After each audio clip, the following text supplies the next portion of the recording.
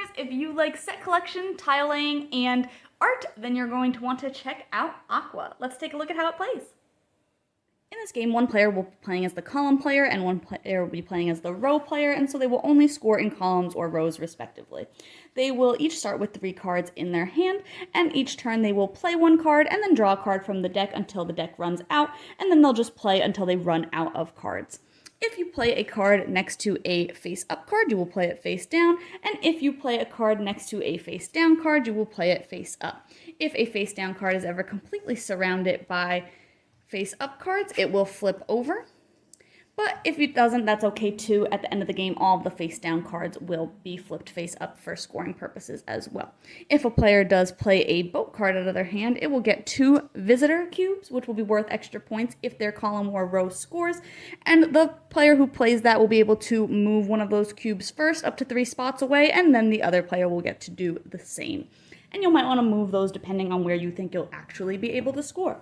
Once all of the cards in the deck have been played, players will move into scoring, where they will check each row and each column to see if the total value of the cards in that row or column is between 10 and 20. If it is, they will be able to score sets in that row or column. If not, they will not be able to score it. Players will score victory points depending on if they have sets of the same number or symbol in rows and columns, depending on which one they are scoring, and that is on a gradual scale. And they will also score some points for sea turtles if they are next to the wave symbol.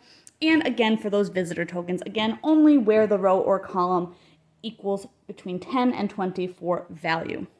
Then outside of that, they will always score all of the lily pads that they can, and those will score based on if they have adjacent rows or columns with at least 1 lily pad in them. So even if they don't score sets, they will be able to score those, again, on that gradual scale, depending on if they have 2, 3, 4, 5 rows or columns adjacent to each other that have those. And then the player with the most points after all of that scoring will win. I really like the look of this game, which makes sense since it is a game about art. And I thought that the gameplay itself was very simple and streamlined, which I liked. You just play a card face up or face down, depending on where you put it, and you just keep playing through the entire deck, which is not very big either, so it is also a very short game, and I liked that as well because it has very minimal setup, cleanup, and all of that. I did think that it kind of didn't make sense to me why you would ever reveal some of those face down cards, even if it's just you're, giving somebody more information by being able to surround that card with all face up cards, so they're getting to see everything that you play in order for you to reveal that card, or you're just surrounding it and then giving the other player information that maybe they didn't already have. So a lot of times it kind of ended up where we were just filling out 1 row or 1 column with a ton of numbers just so that the other player couldn't score it, and playing like that a lot. But I think that it does maybe have a little bit more strategy than first meets the eye and how you're trying to build things out, even though it does have that layer of randomness of not knowing what all of the cards are, because a lot of them will be face down until the end of the game. I did think the scoring was a little bit wonky. I was surprised at first to see how many things didn't score because it didn't reach 10 or it went over 20, so that was very interesting to kind of get used to. But overall, again, I did really like the streamlined nature of it.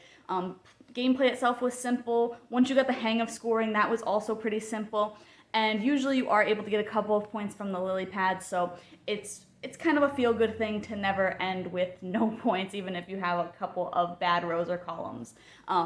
So I think if you like pretty simple, light card games for 2, then this definitely might be up your alley. But you can check out my full thoughts on the blog today to see if this one's for you.